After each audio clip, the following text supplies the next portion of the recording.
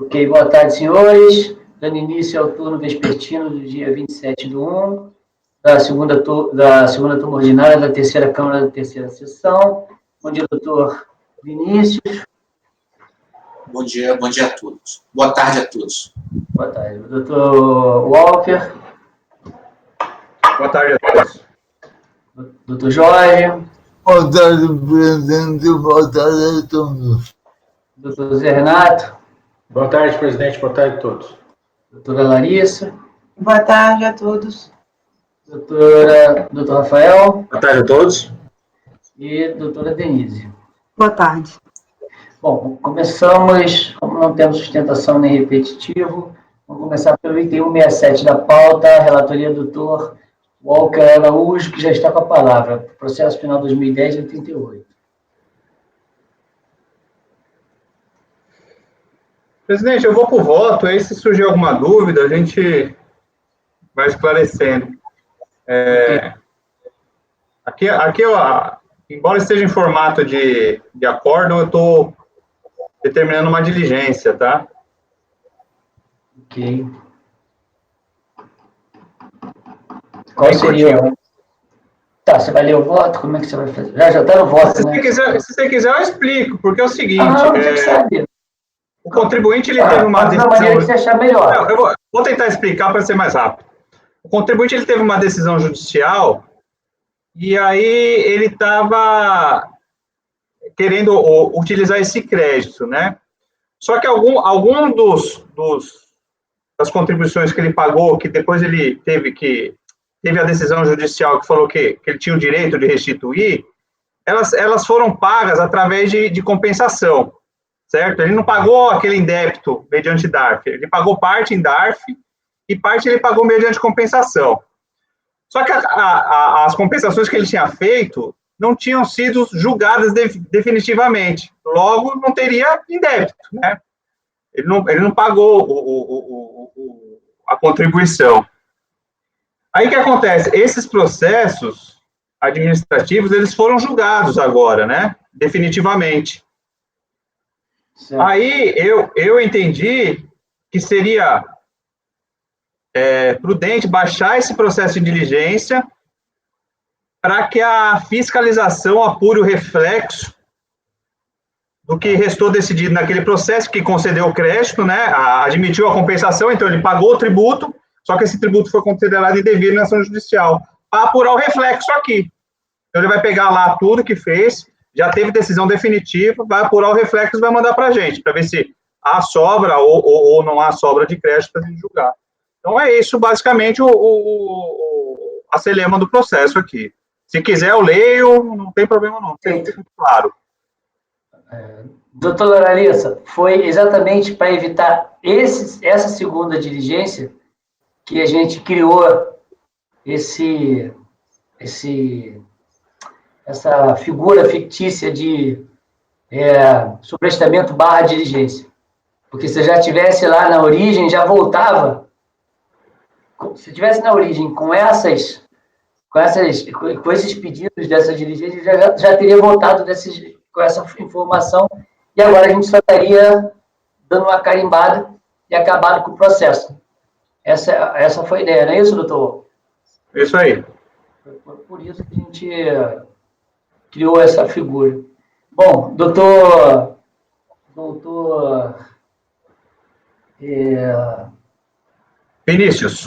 Vinícius, é que eu estou vendo como é que eu vou botar a decisão aqui na pauta. Doutor Vinícius, como o senhor vota? Com relator. Doutor Jorge. Com relator. Doutor José Renato. Com relator. Doutora Larissa. Com relator. Doutor Rafael. Acompanho o relator, presidente. Doutora Denise. Com relator, presidente. Eu voto com o relator. Então, eu vou botar em resolução, vou botar o básico. Foi convertido em resolução, nós temos o voto do relator, sem muita celeuma. Beleza. Vamos ver se foi o item 167. Já passemos agora para o item 168, Magazine Moda Vivo. São vários iguais. A pergunta é, você tem preferência em qual você prefere? O Vamos começar pelo primeiro, presidente. O 68, usar como paradigma o 68. Tá, então é o processo 2017-40 da Magazine Moda Nova. O senhor está com a palavra, doutor. Presidente, esse processo foi o seguinte, teve uma alegação de pagamento maior. Deixa eu abrir aqui, eu estava abrindo outra. Manda ver. Tem muito preliminar no processo. Então, a questão é a seguinte, foi um crédito tributário, o contribuinte se limitou a mencionar na manifestação de conformidade que houve um pagamento a maior. A DRJ entendeu que o recorrente, o contribuinte, não tinha se desincumbido do ônus de demonstrar, ou mesmo até a dialeticidade do pagamento maior. E aí, no recurso voluntário, a recorrente aí sim apresenta várias preliminares. Inclusive, ela tem uma tese de que o princípio da verdade material poderia atribuir ela o direito de juntar documentos em qualquer momento processual, mas alegou a verdade material para isso, mas também não juntou os documentos no recurso voluntário e teceu uma série de preliminares. Então, agora eu já vou partir para ir no mérito. A discussão não foi se havia juntado documento, porque aí sim a DRJ estaria errada, mas o mérito foi tão somente o princípio da verdade material. Então, o voto, mas eu tenho que encarar as preliminares. A primeira preliminar é de possibilidade juntada de documentos em sede recursal, especialmente em razão de fatos pervenientes, e aí ela alega o artigo 16, só que eu combato esse argumento dizendo que o artigo 16 ele tem exceção e que, nesse caso, ela não se desincumbiu do ônus de, no mínimo, na manifestação de conformidade, ela ter suscitado qual teria sido a matéria, a razão pela qual ela teria direito ao crédito. A segunda preliminar, deu como se eu tivesse o microfone desligado, tá? A segunda preliminar, nulidade do despacho decisório eletrônico, aí fala do recurso voluntário, preliminar de nulidade do despacho por ausência de fundamentação, preliminar de nulidade do despacho por desvio de finalidade, preliminar de prejuízo ou contraditório do devido processo legal. Então, ela fez uma série de arguições preliminares. Eu analisei o despacho, analisei o acórdão da manifestação de conformidade, que foi redigido de forma a permitir, sim, o exercício devido processo legal, e realmente não há nada aí que seja diferente do que nós já apreciamos aqui todos os meses. Também não há desvio de finalidade, não existe, foi só um argumento assim, que não tem nenhum embasamento. Depois, na análise do mérito, aí eu entro na questão da dialeticidade no processo administrativo fiscal, e aí eu menciono nosso entendimento aqui, representado pelo do presidente Gilson, sobre a dialeticidade, que é o ônus do recorrente, ainda na manifestação de conformidade, pelo menos aduzir minimamente o que ela requer. Nesse caso aqui, pela decisão atacada, que é o acórdão da DRJ, sempre vão lembrar disso, a DRJ falou, no presente litígio, o contribuinte apenas alega na manifestação que teriam ocorrido tais indébitos, não trazendo ao processo nenhuma comprovação das bases de cálculo sobre as quais teriam sido realizados, e mais nada comprovando ou alegando quanto à ausência de declaração de compensação anterior sobre o mesmo crédito. Então, a partir da decisão, o único argumento logicamente possível a recorrente seria o de que havia realizado tais provas. Todavia, o recurso voluntário foi redigido no sentido de que, com a rima na verdade material, combater a já exposta teoria da distribuição do ônus da prova no processo administrativo fiscal. A recorrente não alegou que havia produzido provas quando a apresentação da manifestação, mas tão somente sustentou o direito de fazê-lo a qualquer momento, hipótese não aceita por esse colegiado. E depois, mais um argumento de mérito, foi o princípio da verdade material, que norteia o processo administrativo, e aí ela fala materialidade e suficiência dos créditos compensados, recolhimento de contribuições sobre base de cálculo devida, decisão definitiva proferida pelo STF durante o curso do processo administrativo fiscal.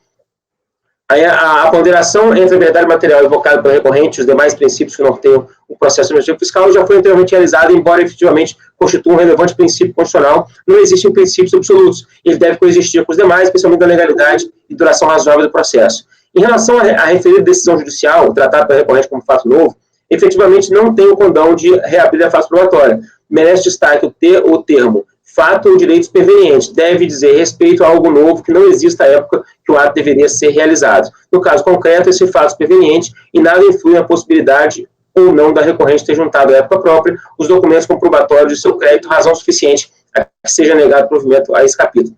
E, finalmente, no mérito e na aplicabilidade de multa em face do princípio constitucional do não confisco. E aí essa matéria a gente não pode tratar, é vedada essa matéria por força da súmula 2. E é isso. Tá. Mas ele já tinha falado que não confisco lá na DRJ, só para saber se é conhecimento ou é negativo. É verdade. Deixa eu abrir aqui o Magazine Moda Viva no 40, né? Ele está aberto aqui.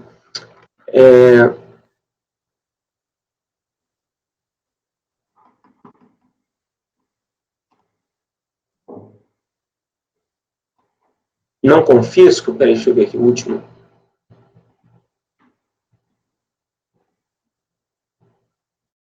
Ele já falava, e desse contexto, pretender aplicar multa de tamanha monta importará fatalmente inadimplência, trair o mandato que foi investido na própria coletividade, atingir o bem-estar social. É negar provimento ou não conhecimento. Sim, é relevante. Ok. Passa a palavra ao doutor Vinícius, então. Com o relator,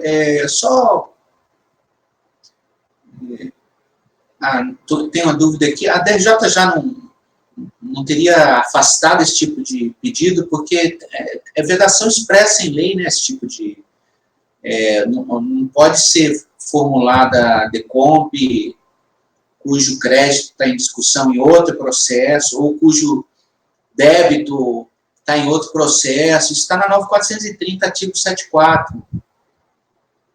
E não dá nem para analisar o resto da DECOMP quando é assim. Então, você já mata o problema na raiz. Esse tipo de DECOMP nem é não formulada na raiz. Porque de débito ou de crédito, por exemplo, no caso é crédito, né, discutido em outro processo administrativo.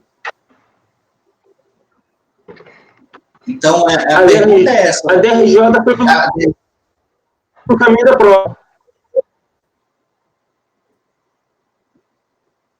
DRJ só foi pelo caminho da prova, né?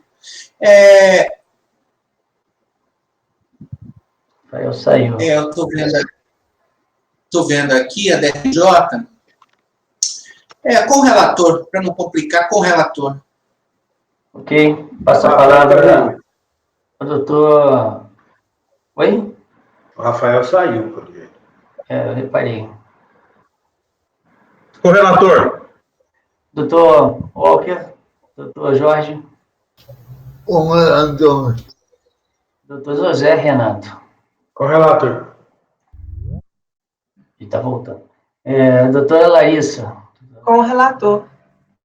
Doutor Rafael é o relator. Doutora Denise. Com o relator. Também vota. Voltei e já acertei minha qualidade de vídeo. Só que você não está aparente. Está sem... Tá. Esse foi o 2017-40, que é o 168. Negado provimento por unanimidade. Os demais são iguais? Está sem o áudio. Sim, eles são períodos distintos. Eu tenho uma relação dos períodos, um do 8 de 2011, não são trimestres, são períodos de um mês, mais ou menos, mas são só períodos distintos. Então, eu estou copiando esse mesmo resultado para os demais. Pode copiar. Ok. Tá. Que vai, então, até o 173 da pauta. Agora, vamos para o 1... Deixa eu anotar aqui. 67 a 173 da pauta. Agora vamos para o item 174. A doutora Larissa saiu. Mas ela 174 continua sendo você. 174 sou eu também. Você é o cara da pauta hoje. Pois é. Beleza. Vamos lá. Maxion Montic, Brasil. Processo final 2011-52. Deixa eu abrir aqui no começo. Ok. Larissa já voltou? Larissa já voltou. É que eu não estou usando. Acho que ela tinha desligado só a câmera, porque o sinal dela estava boa. Aliás, é a única que tem sinal verdinho. Todos nós temos um sinal. Quer dizer que a tua qualidade de vídeo a qualidade de internet está boa, Larissa. Mas para mim, todo mundo tá verdinho. Para mim não. O Walker não tá, o Jorge não tá. O Zé Renato tá. É verdade. A maioria tá mesmo. Só o Walker e o Jorge que não estão. Esses 3 processos, essa empresa Maxion, ela é submetida àquele regime tributário das empresas que fornecem produto para a indústria automotiva. E ela alega que houve um erro no preenchimento da documentação e que ela classificou retenções como se fosse restituições. Ela tem retenções na fonte, ela tem retenções como se fosse na fonte, e ela classificou como se fosse restituições. Ela identificou o erro e pediu o tributo, né? Então, nessa segunda lei 10.485, os pagamentos referentes a aquisições de autopeças, quando efetuados por pessoas jurídicas fabricantes de veículos automotivos. Você está onde? Você está no relatório ou está no voto? Só para eu acompanhar. Eu estou no relatório para transcrever um trecho da DRJ que é relevante. Não tem problema não, eu só queria saber onde é que você está para eu poder acompanhar. Isso, eu estou aqui especificamente no começo da transcrição da DRJ, no requadro. Então vamos lá. Os créditos, quando não for possível sua dedução de valores a pagar nas respectivas contribuições, podem ser restituídos ou compensados com débitos relativos a outros tributos administrados pela Receita. E aí, já dando aqui um salto, a DRJ homologou as DECOMPs até o limite do crédito concedido, prosseguindo na cobrança restante ou restituição de valor excedente após as devidas compensações dos acréscimos legais.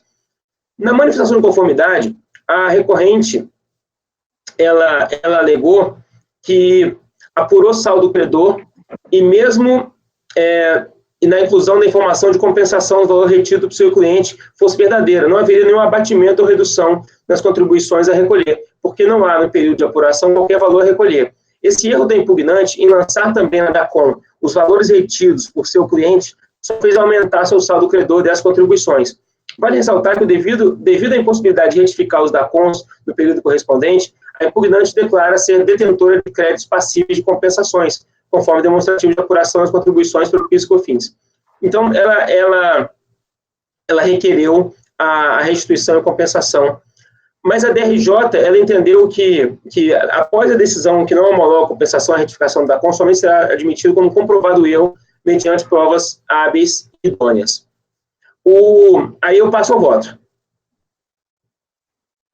A recorrente alega cerceamento de defesa pela manifestação de conformidade foi julgada improcedente do argumento que havia incongruência entre os valores apresentados pela recorrente, deixando de analisar o argumento de erro de preenchimento da DACOM e realizar um exame de escrituração. Alega ainda que a DRJ não se manifestou expressamente acerca do requerimento que fossem produzidas provas suplementares, a seu ver fundamentais no caso de dúvidas, o que seria corolário do princípio postulado da verdade material. Em relação a essas alegações, entende que o acórdão sob exame tratou delas ao mencionar que na manifestação de conformidade é onde quem pleiteia o crédito provar sua liquidez e certeza nos seguintes termos.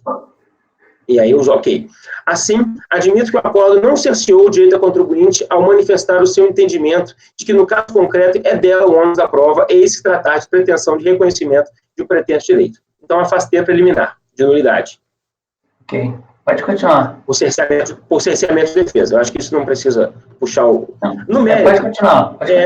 O mérito do recurso circunscreve-se ao momento de ratificar informações e produzir provas do processo administrativo fiscal.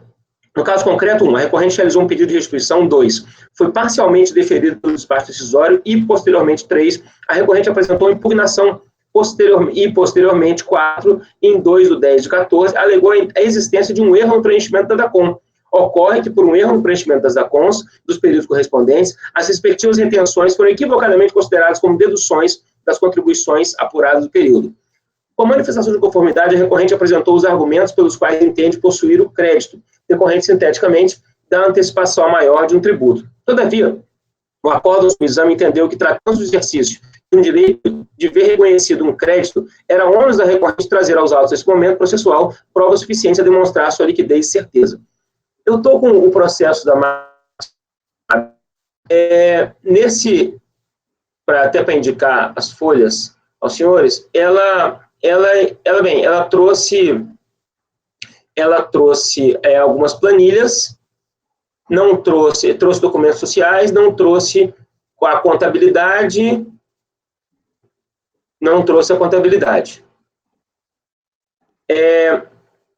Agora, acerca do método recursal propriamente dito, é necessário tecer algumas observações da dialeticidade. E aí eu entro de novo naquele assunto da dialética e, mais uma vez, refiro-me ao nosso entendimento. Não há dúvidas que a busca da material é o princípio norteador do processo administrativo. Contudo, ao lado dele também tem o princípio da legalidade, que obriga, ok? Agora, voltando a um ponto específico do processo, entendo que o acórdão atacado não elaborou em equívoco ao afirmar que a contribuinte deixou de se incumbir do ônus de trazer, já a manifestação de conformidade, as provas que demonstrassem o seu direito. No caso concreto, ainda quando da apresentação do recurso voluntário, apesar da recorrente ter trazido aos autos sua escrituração contábil, não apresentou qualquer dos documentos sobre os quais ela foi elaborada, não sendo ela suficiente a constituir o seu direito. Em relação ao requerimento de perícia, ela não se presta a suprir a deficiência em relação ao ônus da prova, e assim eu nego o provimento ao recurso voluntário. Uma alegação de prova. Ela trouxe livro diário,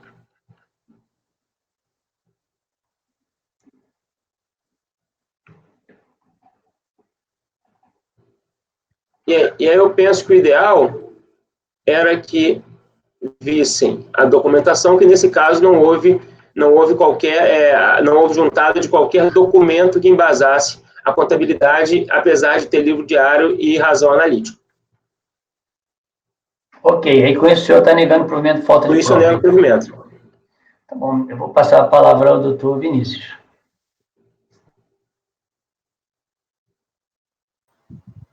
Com o relator, a manifestação foi muito pobre, né? Não teve nada de documentação, aí no recurso voluntário teve a contabilidade, mas, por exemplo, falta retenção, certo? Falta, então, um documento básico de retenção. Como que comprova a retenção? Notas fiscais e o demonstrativo que é fornecido pelo retentor, aquele que comprou o serviço ou produto do sujeito passivo aí no caso. Então, não existe isso, existe só uma contabilidade trazida bem depois, né, já em recurso voluntário. Então, com o relator. Ok, doutor Walker Araújo. Com o relator. Doutor Jorge. Com o relator. Doutor José Renato. Com o relator. Doutora Larissa. Com o relator. Doutor Rafael, não. Doutora Denise. É o relator? Com o relator, presidente. Eu também com o relator. Eu só queria falar que nessa sessão, nessa sessão, na verdade, né? Tivemos vários casos de retenção sem prova, né? E eu posso te dizer que, quando eu trabalhei na DERAT, eu fiz vários despachos decisórios e os caras levavam os comprovantes de retenção. Então, existe isso. E quando é do órgão público, inclusive, ainda vem discriminado o que é de PIS, o que é de COFINS, cada um deles. Bonitinho. Então, na verdade, ele existe. Estou falando só porque, parece que ninguém está instruindo o processo com um documento, como diz o Vinícius constantemente, primordial, fundamental, assim, acima de qualquer um, mesmo que ele não trouxesse a contabilidade, mas trouxesse o documento de retenção, ia me sensibilizar absurdamente, né? Mas tudo bem, é só para falar, porque fica parecendo cabeça de bacalhau, né? Uma coisa que todo mundo sabe que existe, mas ninguém vê, né? Mas existe. Por incrível que pareça, existe. Eu também voto com o relator. O Rafael saiu de novo. Então, aqui é negado o provimento. Não, tem uma preliminar. Então, foi rejeitada a preliminar e negado o provimento no mérito. Agora tem que esperar o Rafael voltar. Ó, Rafael foi chutado por Zé Renato. Zé Renato.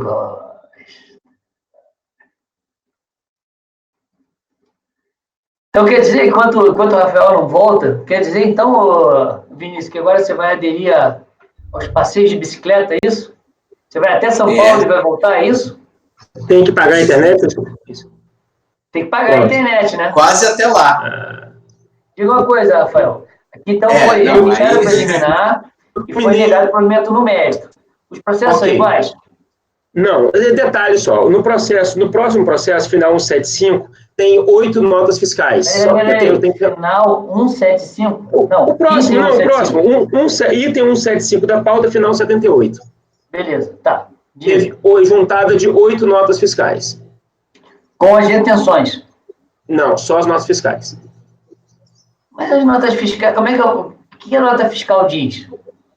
Não, estou falando, ela vai provar, não é retenção que a gente está dizendo aí? A gente não está discutindo sobre isso. Exato, eu só estou sendo fiel aos fatos e mencionando que existe um documento diferente, um documento nesse processo diferente que não havia nos outros. Tem nota fiscal aqui, mas não entendo que ela não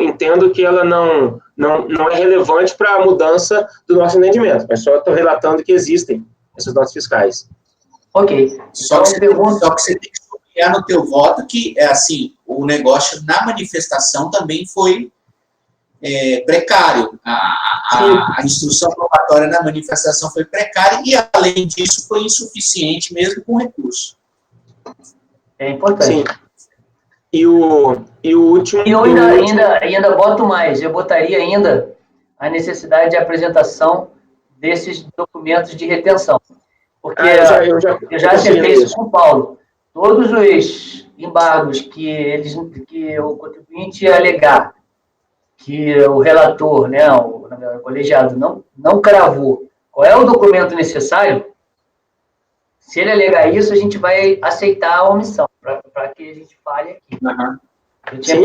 A gente já tinha conversado sobre isso, acho que a Larissa não estava ainda no colegiado. É que, Larissa, como a gente tem eu e o Paulo, a gente tem uma integração grande, normalmente, ele tinha com você também, que eu sei, que ele me disse. Acho que ele ligava também para você, e vocês discutiam os embargos antes dele mandar, né? Então, eu tinha o hábito de anotar o que ia acontecendo na nossa turma, e passava para a turma, para a gente tentar ir minimizando essa quantidade de embargos, né? Estou falando, lógico, dos embargos que tinham seguimento, né? Não estou falando daqueles que os caras embargam tudo, né? Não é isso. Então, esse é um dos casos que a gente... Como também a linha C do artigo 16, porque já tem alguns embargos, o cara falando o seguinte, mas peraí, você não falou por que não posso utilizar a linha 6 lá do artigo 16, aquele que a gente estava discutindo um pouco antes. Existem embargos disso, então, quando a gente estiver afastando, a gente precisa deixar claro isso, tá? Porque eu tô repetindo isso, senhores, porque a Larissa não estava nas reuniões antigas que a gente foi colocando esses dados. Bom, então, aqui todo mundo mantém a decisão, é isso? Então, tá. Então, é negado o provimento por unanimidade 175. E 176? O 176, ele se assemelha ao 174. Então, não tem a nota fiscal, é isso? Exato. Tá. Bom, como a gente está bem adiantado, eu vou pegar os processos que a gente ainda não fez. Volta no Itaú, presidente. Calma, vamos devagar. O primeiro realmente é o Itaú.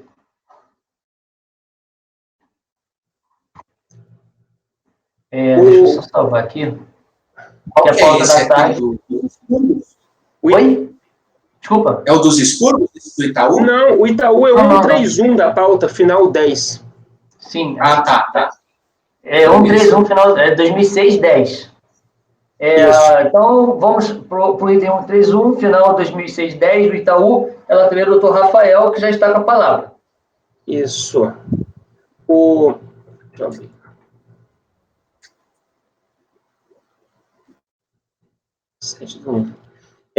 Esse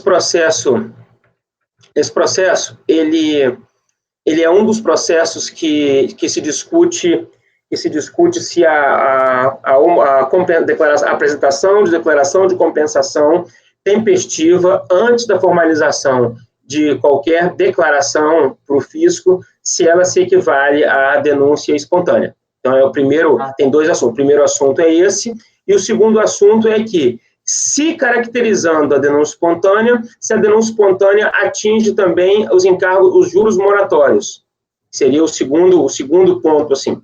Mas no último julgamento que nós fizemos esse processo, ele foi submetido a essa turma já, essa turma deliberou por converter em diligência para saber a data exata das DCTFs, já que isso tinha sido suscitado pelo contribuinte.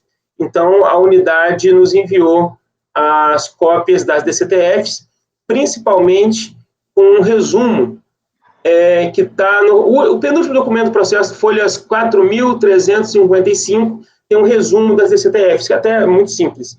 Então, agora eu vou ler o relatório. Processo do qual discute... O relatório você já fez. Se já está por bem relatório, vamos lá. Alguém ficou na dúvida sobre o relatório? Acho que o relatório já foi bem feito, inclusive. Perfeito, presidente. Agradeço. A corrente afirma que, com o objetivo de aproveitar das vantagens do Instituto da Denúncia Espontânea, que em 31/10/2006 realizou a compensação dos valores que devia em relação às competências de março e abril de 2006, acrescido apenas de juros de mora antes da prática de qualquer ato, fato esse comunicado em 7/11/2006. A recorrente comprovou a data dos recolhimentos por meio da juntada dos DARF, bem como declaração de compensação, todos datados do dia 31/10. Como decorrência da diligência, foram juntados aos autos a DCTF dos períodos de março e abril de 2006. Constatou-se que as originais foram entregues em 8/5/2006 e 7/6/2006, respectivamente. Então, essa compensação, marquei amarelo, foi 31/10, e as DARFs originais foram entregues em 8/5 e 7/6/2006, seguido de 9 retificadoras para cada período. Assim, quando da ocorrência da compensação em 31/10/2006, no mundo jurídico havia apenas as DCTFs originais, que vieram a ser retificadas apenas em 11/1/2007, ambas. Nesse caso, eles concluíram que, quando da ocorrência da compensação, ainda não havia retificação de DCTF. Equiparação da apresentação da declaração de compensação ao pagamento para fins de denúncia espontânea.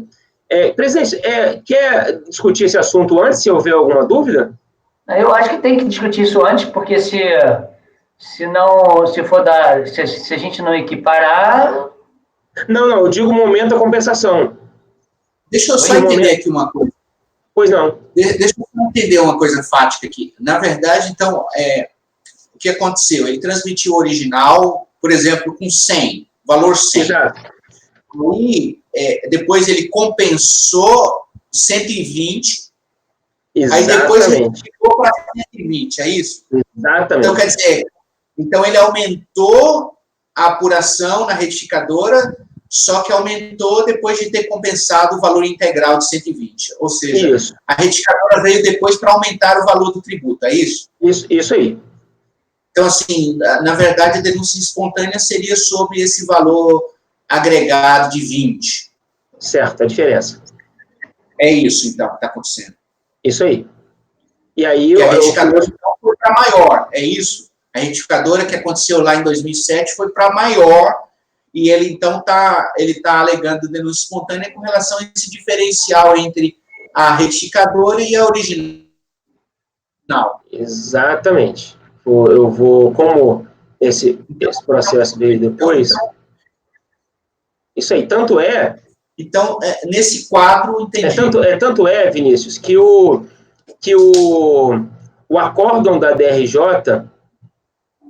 ele foi exclusivamente na questão jurídica do prazo. A DRJ se limitou a mencionar, a discutir a questão da tese, se o juros de mora estaria excluído pela denúncia espontânea. Em nenhum momento a DRJ ela contestou os valores. Ela só discute que a compensação, a DECOMP, não faria o papel, não se equipararia a pagamento para fins da denúncia espontânea. Entendi. Não se discute porque você fala da original antes e tal. Assim, como tem uma declaração original, já excluiria a denúncia espontânea, porque tem uma original. Exato. Mas eu estou entendendo que, na verdade, a original é de um valor menor do que a retificadora. Então, assim, o que a gente está tratando aqui é sobre a diferencinha que não foi declarada na original. É a diferencinha de 20, vamos dizer. Então, é sobre esse valor que está a discussão se ocorre ou não a denúncia espontânea. Então, é isso. Perfeito. Exato. E isso, Vinícius, consta no relatório pormenorizado que está aí com vocês. É só porque eu realmente resumi o caso. Está nesse trecho recuado aqui do relatório, que eu transcrevi a decisão da DRJ, mais precisamente no 3.1 e 3.2. Certo. Então, realmente, só fica a discussão sobre esse lance aí, né, de se compensação serve ou não, eu tenho minha posição, que os demais têm aí, e a segunda questão é se aplica, ainda assim, considerando denúncia espontânea, se os juros de mora seriam afastados, que aí eu acho que também é tranquilo para quem aceita denúncia espontânea vai afastar os juros de mora. Então, Exato. Então, exato. E aí eu mencionei... Opa, estou sem microfone? Eu mencionei as duas correntes. Gil, está sem microfone, para a gente não ouvir o vizinho baterista dele. Não, é porque tem duas amiguinhas da Sofia aqui, então... Faz sentido. Sabe como é que é, né? De uma semana de férias, já viu? Tá certo, eu acho que a matéria já está... Isso, agora eu vou votar. Eu entendo que se equipara. Apagamento? Apagamento e junto aqui os argumentos, junto. Na verdade, até para facilitar o julgamento todo, eu me filio à corrente que hoje é minoritária na Câmara Superior de Recursos Fiscais, mas junto o majoritário e junto também o minoritário. Ok. Doutor Vinícius, quanto a essa questão? Porque a segunda questão ela é totalmente dependente da primeira, né? Exato. Isso. Eu abro divergência, eu acho que a Larissa até tem um voto que a gente ia fazer um artigo junto e tal, mas eu tive uma preguiça do caramba. Eu pulei fora, mas eu acho que a Larissa tem até um voto muito bom sobre isso aí, que busca origem disso tudo e tal. Então, assim, eu me posiciono pela divergência aí e eu tenho certeza que a Larissa vai trazer bastante fundamento para isso aí.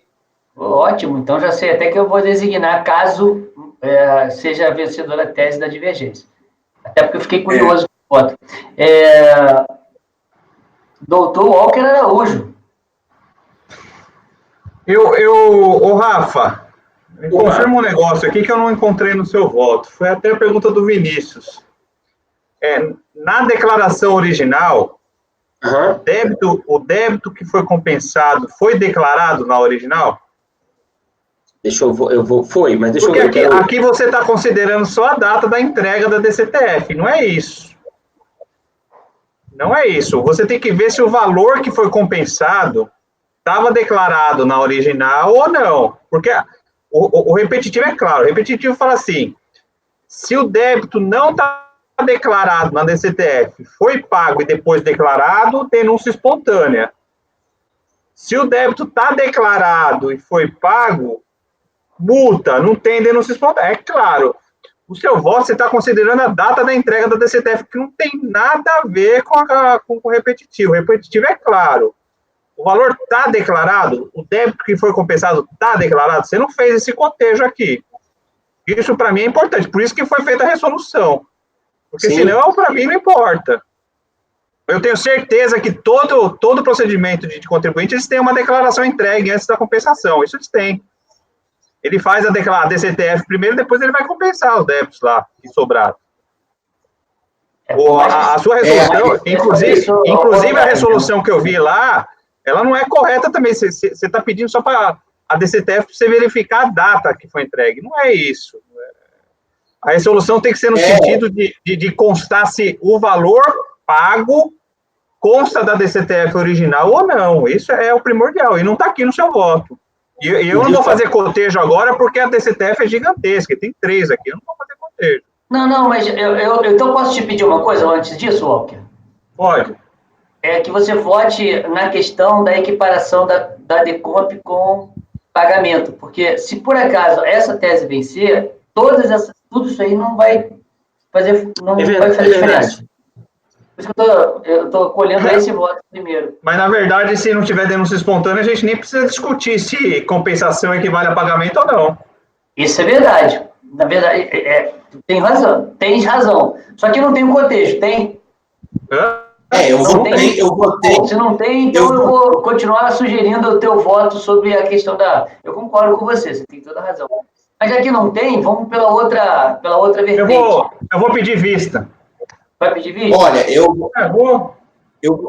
eu votei por base que o Rafa fez esse cotejo, mas se o Rafa agora está dizendo, para mim, ele disse antes que fez o cotejo, agora ele está dizendo que vai ver. Não, mas se ele fez, cadê o cotejo? Me mostra aqui, porque eu não estou enganado. Eu analisei. Mas só uma pergunta. Você negou... Peraí, calma. Deixa eu anotar aí, enquanto eu estou anotando, vocês podem discutir aí à vontade. Você está negando o provimento? Ou está dando provimento? Eu tô dando provimento. Então, o relator deu provimento ao recurso. Agora pode discutir, porque agora eu já consigo escrever. Pode discutir à vontade aí. Pode discutir. Beleza, porque assim, Rafa, como eu falei, havia uma declaração inicial.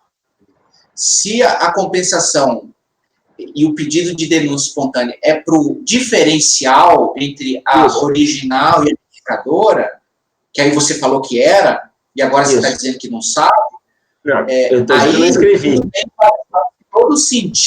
Faz todo sentido falar de denúncia espontânea, certo? Sim. Ainda, dá para a gente discutir. Agora, se a retificadora foi para menor, por exemplo, já estava confessado na DCTF original, o débito, então não tem o que falar de denúncia espontânea. Eu acho que é o caso, qual que é? A Itaú? Itaú não faria pedido de denúncia espontânea se não fosse para aumentar a retificadora. Seria um caso bem pueril para eles. Mas, assim, quando eu votei, eu perguntei para você, existe esse cotejo? É isso? Você falou que sim. Então, assim... Mas, Vinícius, como eu não escrevi e não apontei... Tudo bem, vocês vamos manter, então, dessa forma? Beleza. Você deu o provimento, Vinícius negou o provimento e o Walker pediu vista. Pode ser assim? Beleza. Então tá. Então eu vou passar para o item 157, da relatoria da doutora Denise, Açucareira Furlan Sociedade Anônima. Final 2006-16. Estou abrindo aqui, presidente, um minutinho. Ok.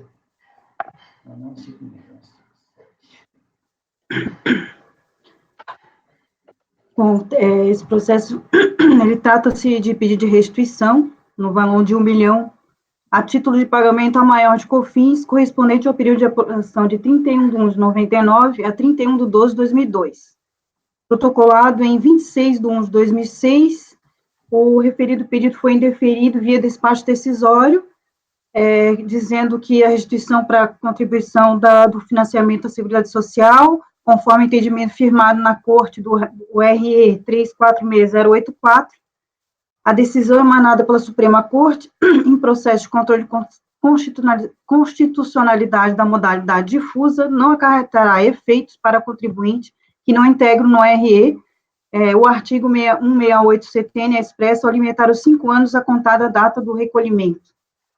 Na manifestação de inconformidade, foi articulada a decadência, diz que é pacificado na jurisprudência que o prazo para restituição dos tributos do lançamento por homologação ocorre com fins de 10 anos e não 5, e que a Corte Especial do STJ já declarou inconstitucionalidade do artigo 4 da LC 118, na parte que determina a aplicação retroativa do artigo 3º, e no mérito, no que respeita ao fundamento do pleito, decorre do fato que a recorrente, no período indicado no demonstrativo juntado ao pedido, conforme cópia das respectivas guias de pagamento, ter recolhido a COFINS, adotando a base de cálculo a totalidade das receitas auferidas. No julgamento da DRJ, decidiu-se pela decadência do pleito aos pagamentos efetuados posteriormente ao 27 de 1 de 2001, e no mérito a sua improcedência, visto que a Lei 9.718/98 não introduziu o conceito de novo faturamento e também não criou hipótese nova de incidência da contribuição, conforme as emendas abaixo. O contribuinte reiterou os argumentos da manifestação de conformidade. Considerando que o recurso preenche os requisitos legais, deve ser analisado. Como relatado, a solicitação foi formalizada através de um pedido de ressarcimento, formulário em papel, aprovado conforme a Instrução Normativa 66 de 2005, em virtude da impossibilidade de seu pleito ser requerido eletronicamente, da decadência. Em preliminar, cabe-me apreciar a questão da decadência, do direito da restituição do indébito. No caso concreto, estamos diante do pedido de restituição de tributo sujeito a lançamento por homologação. Em suas razões recursais, com o intuito de afastar o instituto da decadência, a recorrente aduz que o STJ já se posicionou no sentido que o princípio da irretroatibilidade impõe a aplicação da Lei Complementar 118 de 2005 aos pagamentos indevidos realizados na vigência, e não nas propostas posteriores ao referido diploma legal. Aqui eu trouxe, como razões de decidir, um voto da conselheira Tatiana, que ela faz toda a introdução dos julgamentos dos tribunais superiores, que houve uma mudança de entendimento, até chegar no RESP que se tem hoje, e a súmula 91, né, que quanto aos pedidos de restituição, o pleito antes de 9 de junho de 2005, o período o prazo prescricional de 10 anos. Aplicando tal critério, aplica-se, no caso em exame, o pedido de restituição foi protocolado em 26 de 1 de 2006, em razão dos recolhimentos indevidos efetuados nos períodos de 1 de 99 a 2 de 12 e do 2, de tal sorte que ela se aplica ao regime previsto na Lei Complementar 118, no âmbito do qual o prazo para exercício a repetição do indébito é de 5 anos, a contar do respectivo pagamento antecipado efetuado pelo sujeito passivo, pelo que conclui pela decadência o direito à restituição dos valores pagos anteriormente à data dia 27 de 1 de 2001. No mérito. Então, peraí. Os períodos de apuração é 2 de 99 e 12 de 2001.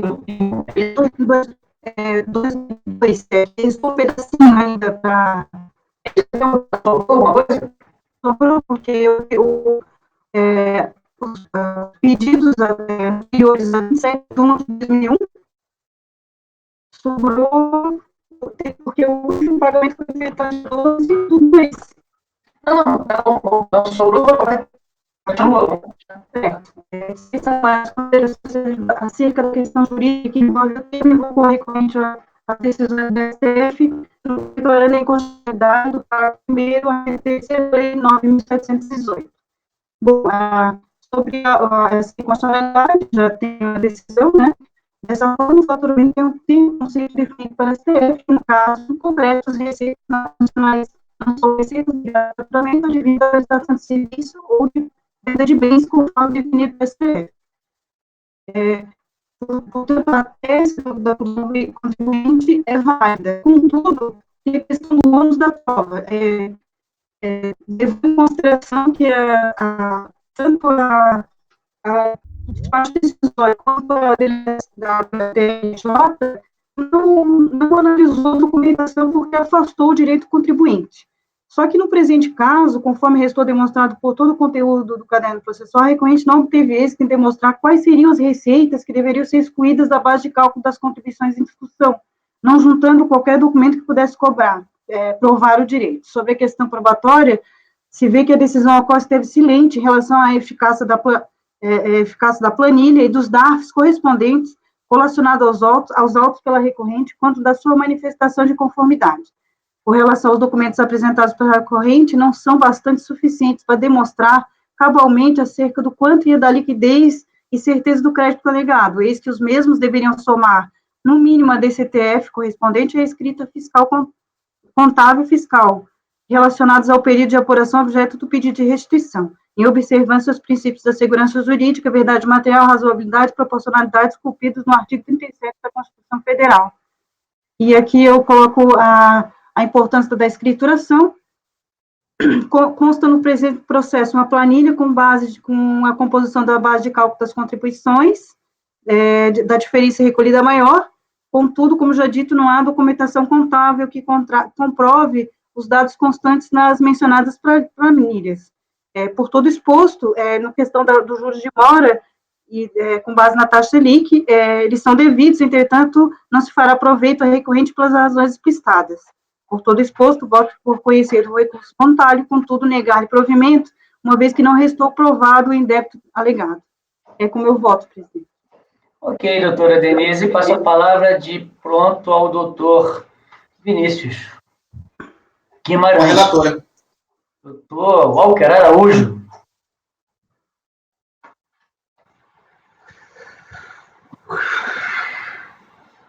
Ih, mexeu na gravata, deu a risadinha, dissarcou, já vi que vem bomba. Vai. Ô, Denise, pelo que eu estou vendo aqui no despacho, ele não entrou na discussão da origem do crédito. Parou na decadência. Por isso Você está afastando essa prejudicial, não está? Estou. Que parte? Então a gente não tem. Eu acho que a DRJ falou da origem ou parou na decadência também? Não, parou na decadência. Não analisou a documentação. Então tem que devolver para... Parcial provimento.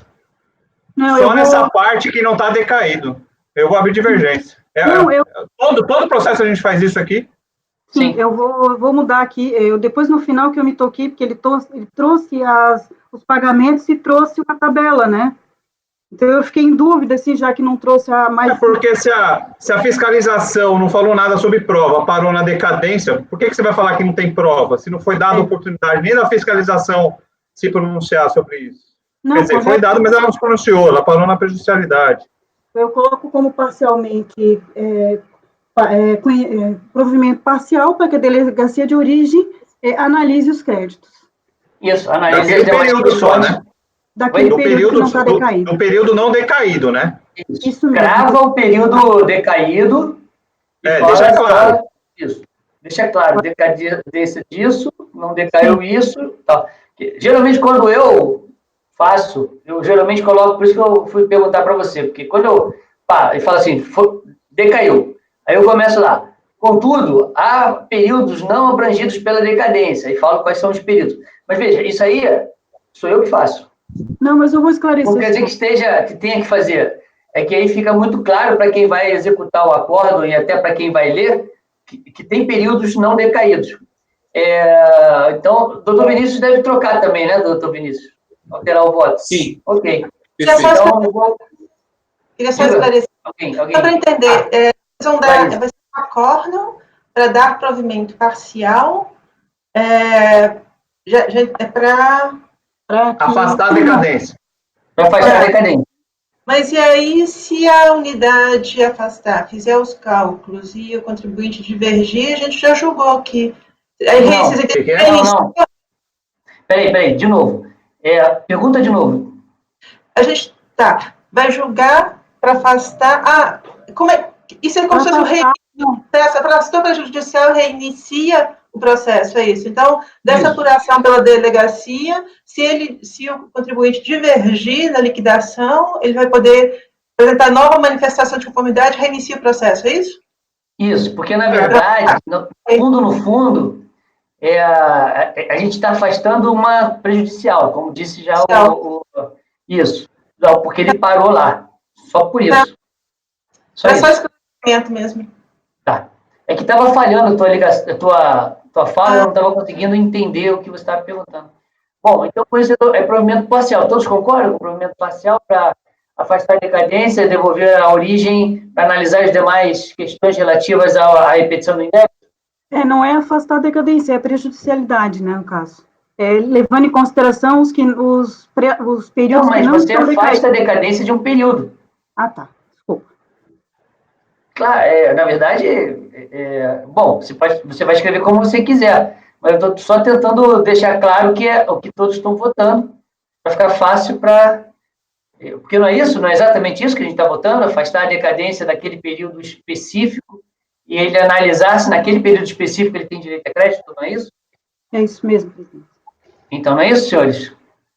Todos estão votando e concordando com isso, né? Perfeito. Então, tá ótimo. Então, eu vou anotar o provimento parcial ao recurso nos termos do voto da relatora. Deixa eu só ir para o 157. O 158 é igual, doutora?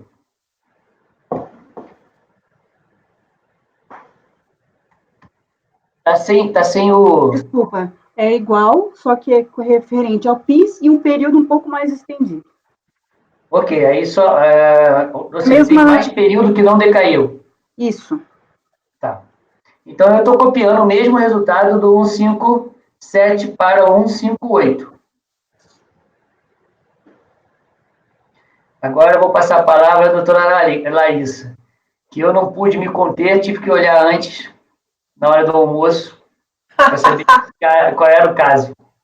Já sei qual é o caso. Ok. Vamos pegar o segundo. Tem uma ligeira diferença, mas talvez não seja, ela pode não ser diferença nenhuma. Vamos pegar o segundo, que é o item... 160? Isso. Final 14, 2002, 14. Tá, então, agora é o item 160, final 2002, 14, da empresa Votorantim, de relatoria da doutora Larissa, que já está com a palavra. Só um minuto, estou abrindo. Então, não tive que olhar. Eu sei.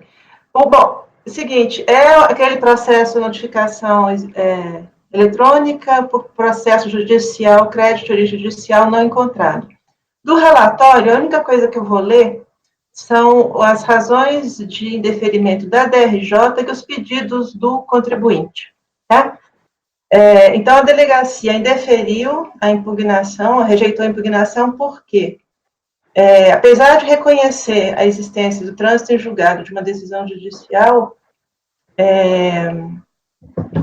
ela deu provimento em parte para exonerar a multa de ofício por aplicação da retroatividade benigna.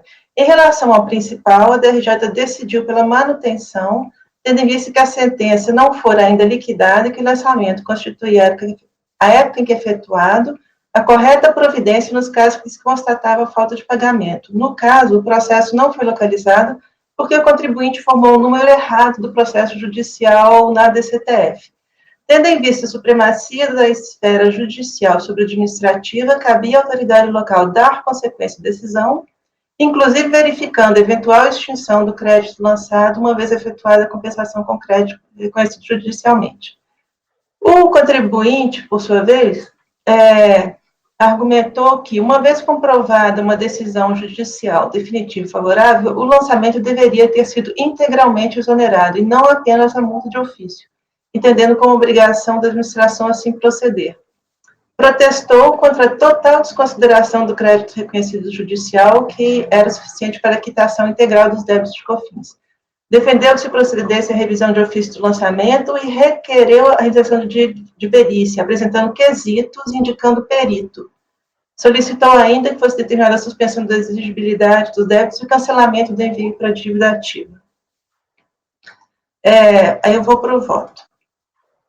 Comecemos pelo esclarecimento quanto ao alcance da decisão proferida pela DRJ, pois entendo que o lapso cometido pela unidade de origem no tratamento do julgado levou a recorrente a entendimento diverso daquele pretendido pela primeira instância. O auto de infração foi lavrado porque não localizada a decisão judicial informada pelo contribuinte na DCTF, que misturou os dados do mandado de segurança, com esse número aí, com foi indeferido na primeira vara de Pernambuco, com a numeração da apelação e mandado de segurança, que é esse segundo número interposto perante o Tribunal Regional Federal, instância que obteve a decisão favorável. Ainda não definitivo, porque chegou até o STJ. Ou seja, o processo judicial, do modo como foi informado na DCTF, não existe.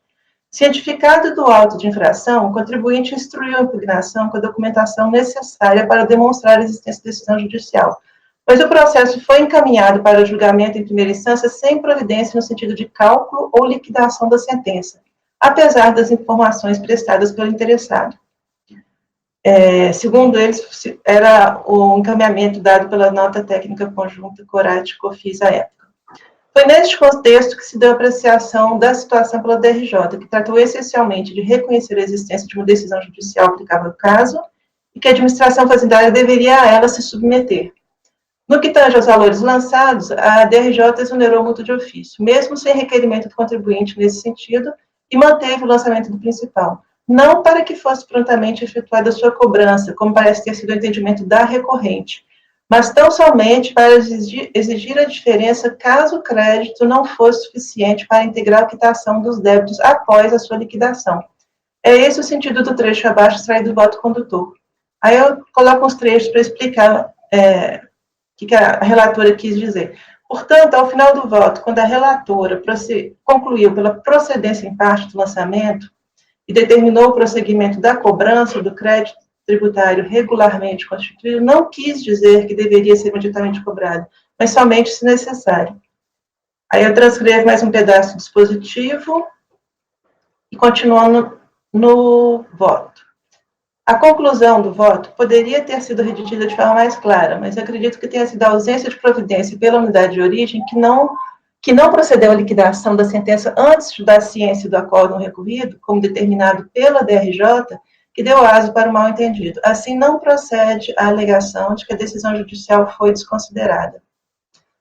Esclarecido esse ponto, considero que não há reparo a ser feito ao tratamento do caso dado pela DRJ. O contribuinte cometeu alguns equívocos ao longo do tempo que acabaram por resultar no auto de infração. Tivesse ele atendido os termos da decisão definitiva proferida pelo STJ e a legislação de regência, este litígio talvez não tivesse se instalado. Vejamos alguns fatos. Na ação movida pelo contribuinte, que se iniciou por um mandado de segurança indeferido na primeira instância, somente na apelação se obteve decisão favorável, na qual o Tribunal Regional reconheceu o direito ao crédito nos termos do artigo 66 da Lei 8383. O artigo 66, citado pelo relator do acordo da apelação, dispõe, seu parágrafo 4º, que a Receita Federal expedirá as instruções necessárias para o cumprimento do disposto no artigo, que trata de restituição e compensação. Deveria, portanto, o contribuinte ter observado a legislação vigente à época dos fatos para efetuar a sua compensação. O lançamento refere-se ao DCTF do segundo trimestre de 97, mas transmitido em novembro, e a Receita havia dilatado o prazo para entrega. Em 97, o Instituto da Compensação estava bastante alterado pela publicação da Lei 9.430, em especial o artigo 74, e o Decreto 2138, de 97. Ambas as normas remetiam para o disciplinamento a ser efetuado pela Receita Federal, que se deu por meio da IN 2197.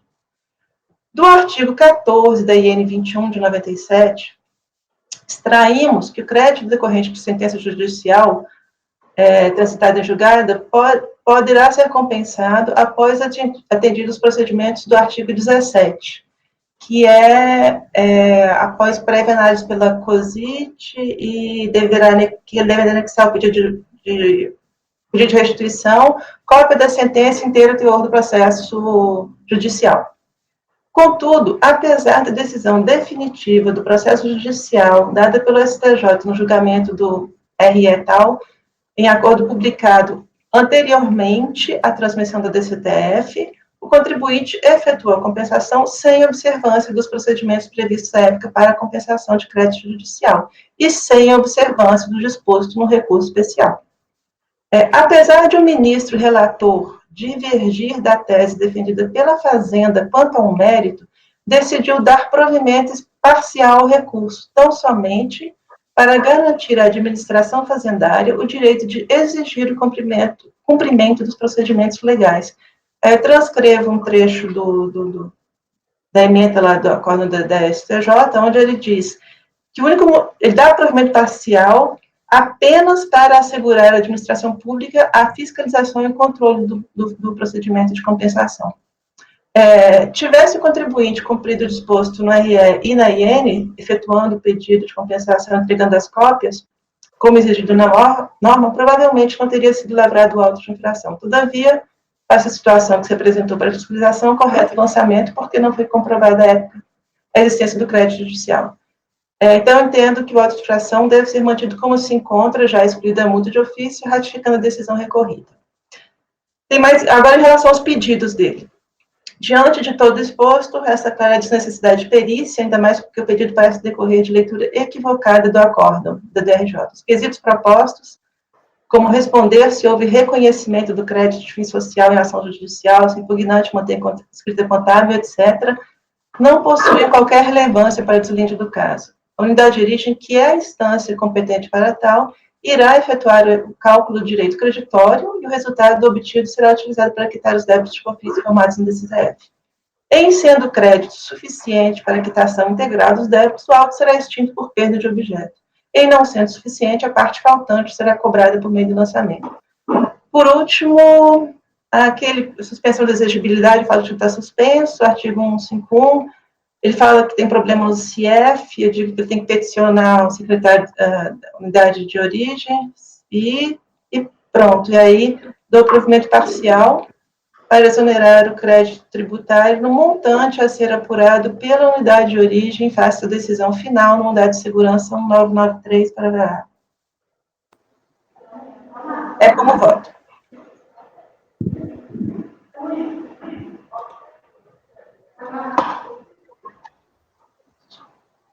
Falta só um... Desculpa. Aqui a gente vai discutir, tem 2 pontos aqui a discutir, né? O primeiro é um ponto que é mais ou menos que a gente já discutiu. Aliás, os 2 a gente já discutiu. Um deles é a questão do que faz nesses PROC jurídico não comprove. E o segundo, na verdade, eu vou inverter. O primeiro é se ele colocou o número da ação no TRF, é o suficiente para afastar a nossa decisão, agora não mais pacífica, sobre o PROC jurídico não comprove. Veja, deixo claro, doutora Larissa, quando eu falo não mais pacífica, não tem efeito pejorativo. É que não é mais pacífica. Só isso. É que eu fico medindo as minhas palavras algumas vezes para não chatear ninguém. A ideia não é chatear. A ideia é deixar claro. É sempre ser muito claro e objetivo no que eu estou falando, para todos entenderem. Então, a primeira coisa que a gente tem que entender... Pode falar. Só para dizer que o que ele escreveu na DCTF era um mandado de segurança, ele tem que dizer qual é o que ele tem, né? Ele disse, eu tenho mandado, uma liminar e mandado de segurança do número 95.000 e o número da apelação. Ok. Realmente, eu vi o auto de infração, consta lá o número da apelação, que é o número do TRF, não é o número do mandado de segurança, que é o número de origem. Isso é fato. Então, a primeira coisa que a gente tem que decidir é isso. Uma vez decidido isso, a gente vai também decidir... Bom, aí a segunda parte, se a gente... Vamos começar por essa decisão, né? Eu acho que a de cara é a mais importante. Para vocês que estão caindo também, volta e meia caiu, agora caiu o Jorge e caiu o Rafael. Eu vou começar pelo... O Vinícius, eu nunca sei se caiu ou ele está parado. Vinícius? Está parado. Estou aqui. Tá, então, beleza. Vinícius, já que você está aí, comece por você. Esse caso é aparentemente diferente, aparentemente, assim, como que se diz, controverso, é caso parecido, aí eu peço até paciência para a Larissa, eu vou falar que parece com o que a gente já julgou, mas assim, eu não quero eliminar a tese, tá? Eu não quero... Isso, só um minutinho que eu vou ter que dar um boot no meu, porque parou geral aqui, peraí. Tá. É um caso parecido com o que a gente já julgou aqui Não sei se vocês lembram daquele caso com... Deixa o Gilson voltar aí. Eu teria que ter voltado. Voltei aí? Voltou, tá bem, tá tranquilo. Voltei? Então, Tá.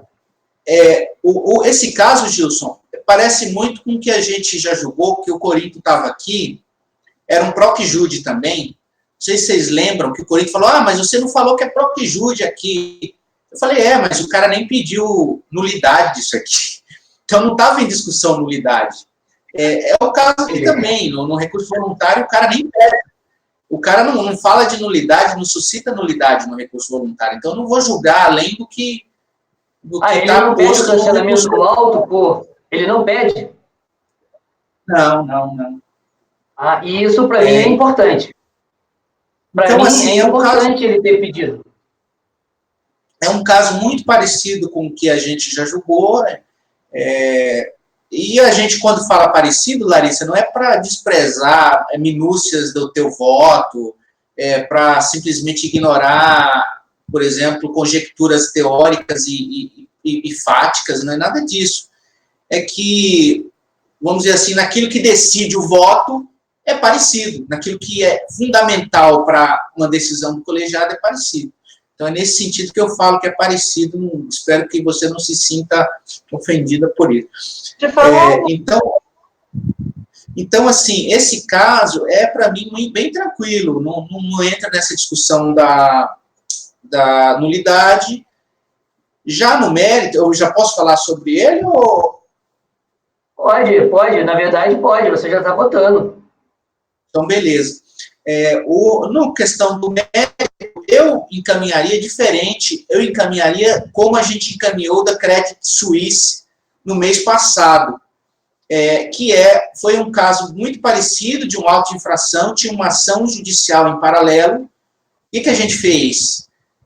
E a Credit Suisse também não tinha alegado nulidade nem nada, era aqueles processo não era proc-jude não comprova, era processo não cadastrado no Profisc. Coisa assim, sabe? Ou com outro CNPJ, alguma coisa assim. Então, assim, a gente não anulou, porque também não teve a alegação do contribuinte, e a gente desceu em diligência para que a unidade de origem apurasse o reflexo, analisasse primeiro, a decisão judicial é definitiva, que eles têm lá a Equijude, né? Você sabe muito bem, Gilson, que tem um grupo de pessoas lá que é especialista em verificar se a ação judicial é isso ou aquilo, se é isso mesmo, se aplica a isso, enfim. Então, baixar para a unidade de origem para quê? Para que eles vejam se essa ação judicial, os efeitos dela se refletem nesse auto de infração. Já foi feito.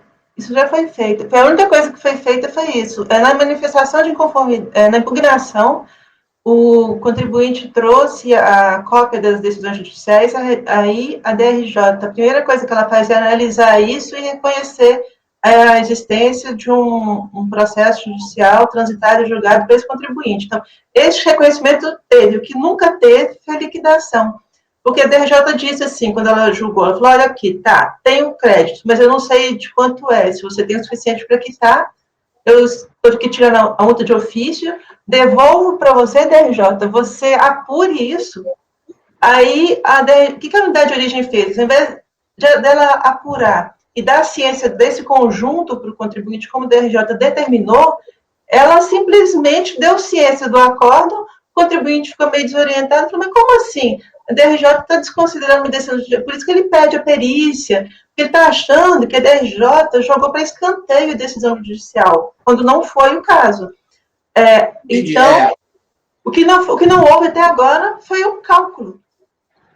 É isso. Então, por isso que no processo do Credit Suisse, o primeiro item da diligência é verificar a consistência dos documentos apresentados pela recorrente, adotando todos os procedimentos cabíveis e requerendo todos os documentos que julgar necessários para análise e apuração dos efeitos e repercussão da decisão definitiva exarada no processo tal sobre o presente processo administrativo, determinando em especial se os débitos, principal e multa, objeto da autuação aqui discutida subsistem após a referida decisão judicial. Também deverão ser considerados na análise dos recolhimentos efetuados. Tal.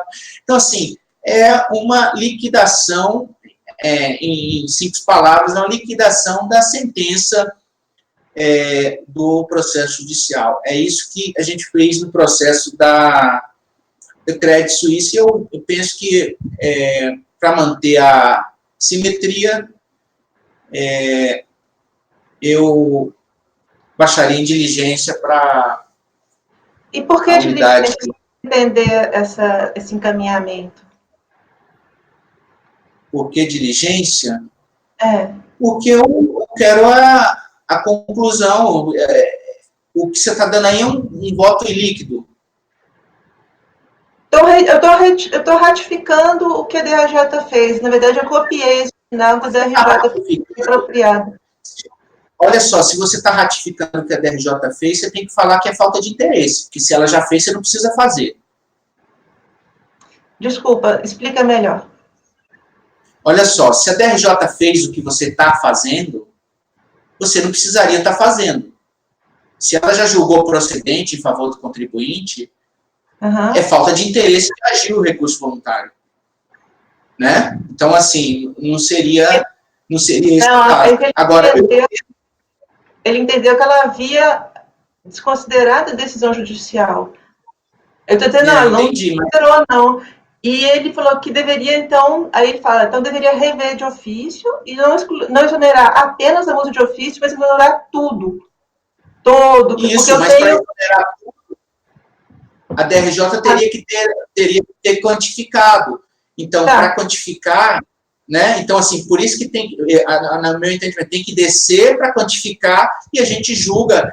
Ou a própria delegacia, na verdade, quando desce, ela vai falar, ó, beleza, quem matou, enfim, vai vir para a gente, digamos, essa resposta, ó, cancelou, cobriu, como já teve em alguns processos que já veio diligência, eu já tinha feito diligência na extraordinária, que voltou, inclusive a gente julgou aqui na turma ordinária, veio a diligência, o auditor lá viu que matou, aí beleza, matou, o pagamento extingue, ou, sei lá, a ação judicial extingue, matou o conflito.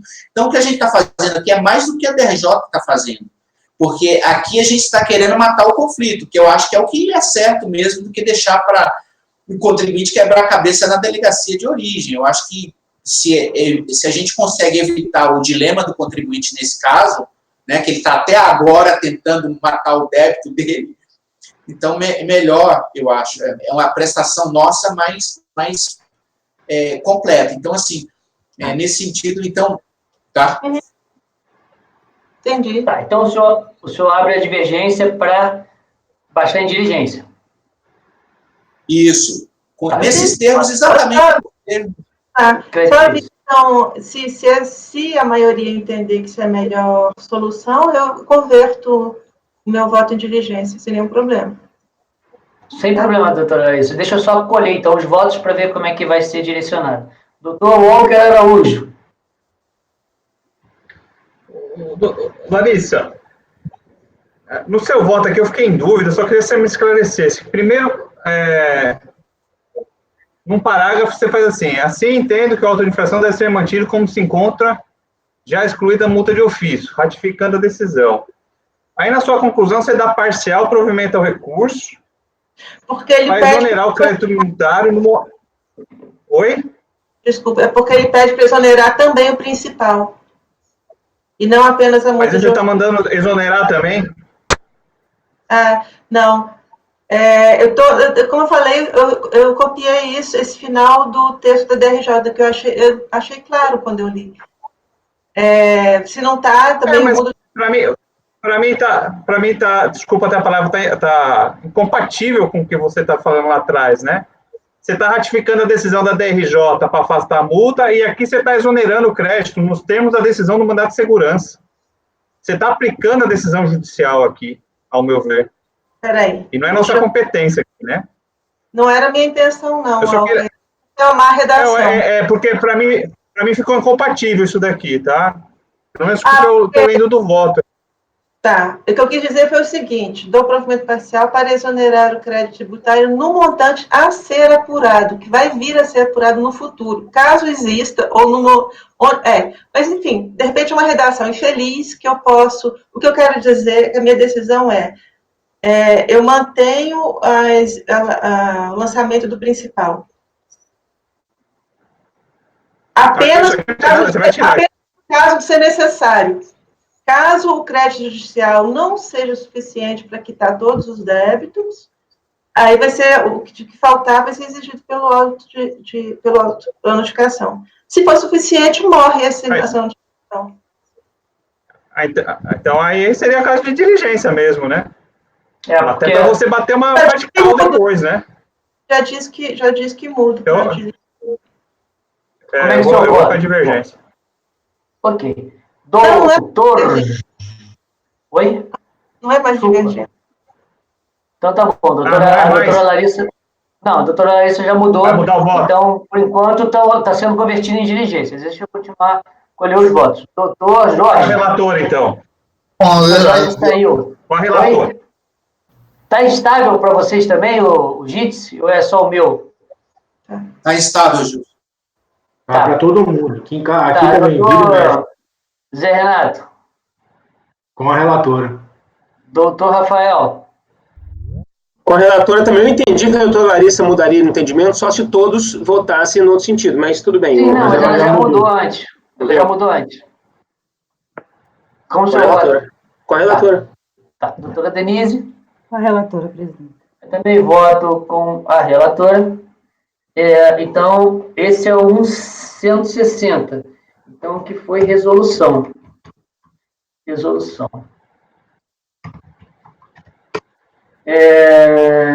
O 159, doutora, também da Votorantim. É idêntico. O único fato é que aqui ele entrou com a compensação antes do trânsito em julgado, antes da decisão do STJ. Mas eu acho que isso não pelo que eu entendi, não é relevante para a decisão.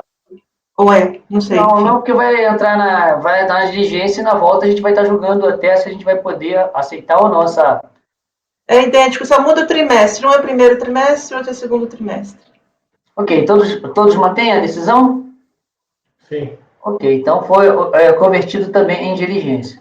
Bom, com isso, estão faltando apenas dois processos, que são os dois do Rafael. É o Takata Brasil. Pois é, presidente, pode deixar para amanhã esse processo porque realmente tinha um erro na análise do voto. Posso, então ficaram faltando esses dois processos aqui. Eu vou deixar aqui como faltantes. 151 e 156. Com isso, declaro encerrada a sessão. Peço que pare a gravação, Val. Encerre, aliás. Que beleza, meu Deus do céu.